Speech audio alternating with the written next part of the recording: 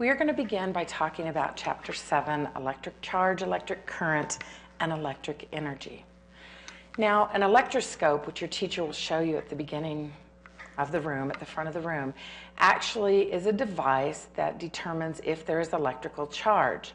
Now you'll see we have a homemade one here, and when there is no charge, the leaves, which are made out of aluminum foil, just hang.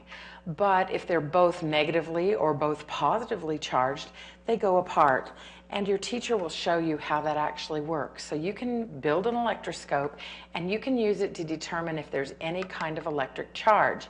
Now, if you are able to build one a little differently so that one leaf can be negative and one of those aluminum foil leaves can be positive, they will actually attract, because we know that opposites attract.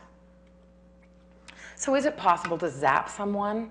Now, all of you have experienced static electricity. If you actually rub your feet across the floor and you are able to shock someone, or you touch a doorknob and shock yourself, or if you jump on a trampoline and as you get off you touch the metal and you shock yourself, that actually is an electrical discharge, and it is static electricity. And all of you are very familiar with that. It's a type of electricity that doesn't harm you, but you can feel it anytime that you do one of those activities. So what is the definition of static electricity? It is the accumulation of electrical charges on an object. And when we talk about electricity, we talk about the law of conservation of charge. Now, we've talked about a lot of laws of conservation this semester. Law of conservation of matter, or energy, or mass. Well, the law of conservation of charge states the same thing. Basically, that charge cannot be created or destroyed, it just changes form. So how do charges attract? Electrical charges are really similar to magnetic charges.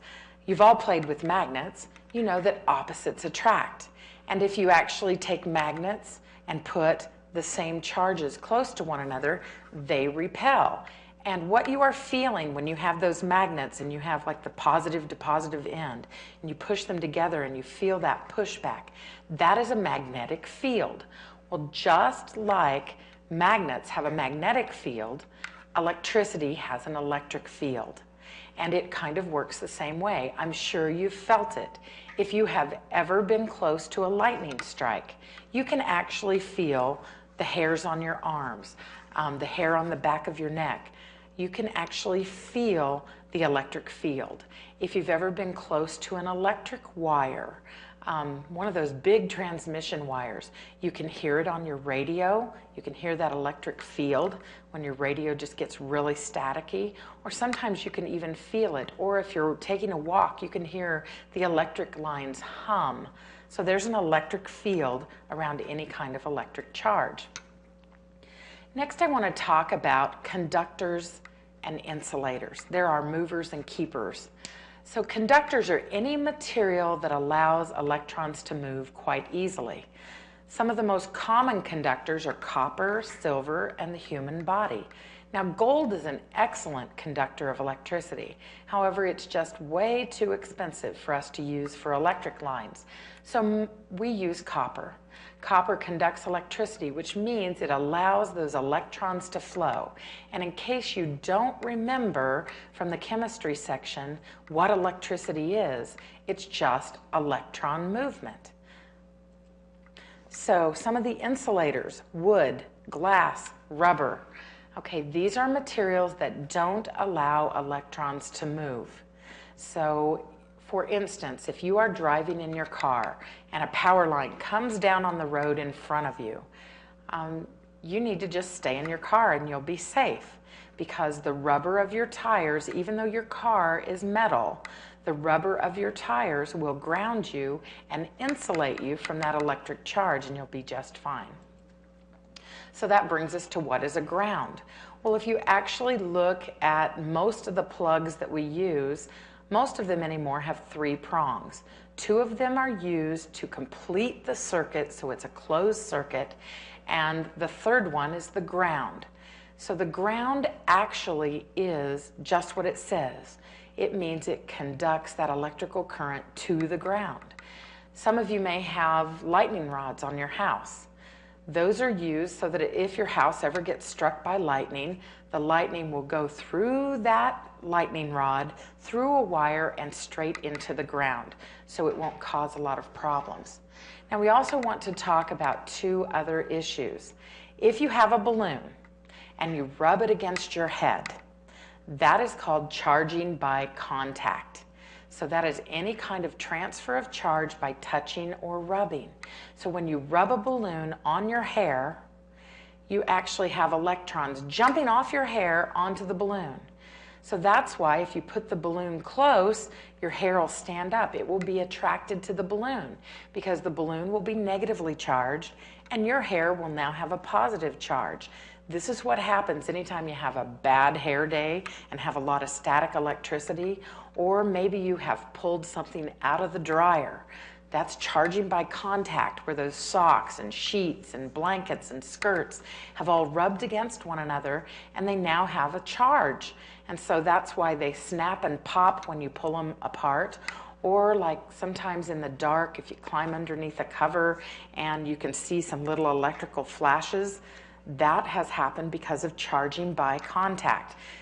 That item has extra electrons that it's gotten from another item. So that's charge by contact.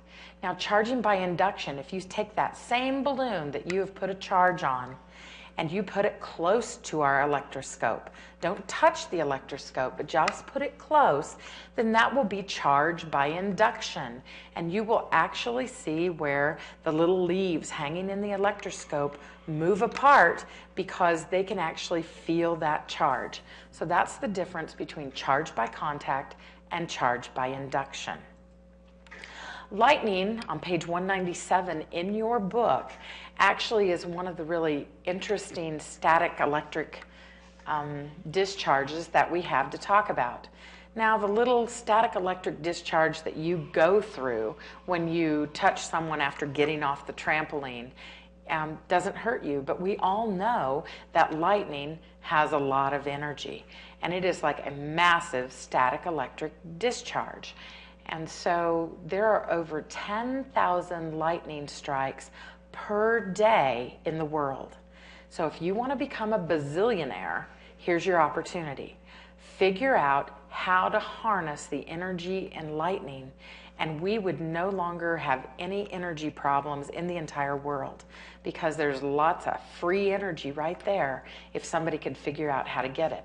So let's talk a little more in depth about what lightning does. First of all, you have to have a cloud. And we all know what happens when things are warm. They rise. Warm air rises. We all know that. Well, when you have a cloud, it starts churning. So the cool air will go toward the bottom and the warm air will go toward the top. And as it tries to do that, it churns it all up. And so we've got a little bit of static electricity starting right there, charging by contact, warm and cool air churning. So then when it starts to get to that point, then you'll see in my little hokey diagram that I drew that at the bottom of the cloud you have negative charges, and at the top of the cloud you have positive charges. So what is happening is those charges have been separated, and we're going to get ready to have an actual electric discharge. So here we have our lightning bolt getting ready to go. So the bottom of our cloud will be negatively charged. And what happens? Opposites attract. And so the negative charges on the bottom of the cloud cause a positive charge on the ground below the cloud, and it repels the negative charges onto the ground. So the opposites attract. So the positives off the ground are headed towards the negative in the cloud. When the bottom of the cloud has accumulated enough negative charges, the attraction of the positive charges below causes electrons in the bottom of the cloud to move toward the ground. And when the electrons get close enough to the ground, they attract the positive charges in a surge upward, and they complete that connection between the cloud and the ground. And this is the spark that you see as a lightning flash. Now, those electrons move really quickly at one time. And as they are moving quickly, they heat up the air around it. And right before you have that flash, where you have that upward leader and that downward step, you get thunder, because all that air around that lightning bolt heats up, expands, goes boom, and then you have the flash of lightning. So that's how static electricity works in lightning. So let's talk about how electrons flow. You watched a Bill Nye the Science Guy, and he said, you know, electrons are kind of like water, okay? And what we need to do is define some of our items we're going to talk about. For instance, amps. You've probably heard people talk about amps and volts and current, and what is that? Okay, so the amount of current you have, which is electrons flowing, depends on how many pass a certain point. So as those electrons pass, we measure them in amps or amperes. It's just like when waves pass, we measure them by frequency. We measure electrons and electric flow in amps. So there are three things that you have to have in order to figure out the amps. First of all, you have to have a closed circuit so that you have a path for that electricity and those electrons to follow. And then you have to have a push. Now that push we call volts, and that tells you how fast it's moving. Okay, amps tells you how many are going past. Volts tell you how fast they're pushing out. So like you have a 9-volt battery, a 2-volt battery, a 12-volt battery. Okay, the volts tell you how fast the electrons will actually move. And so they always go from a higher concentration to a lower.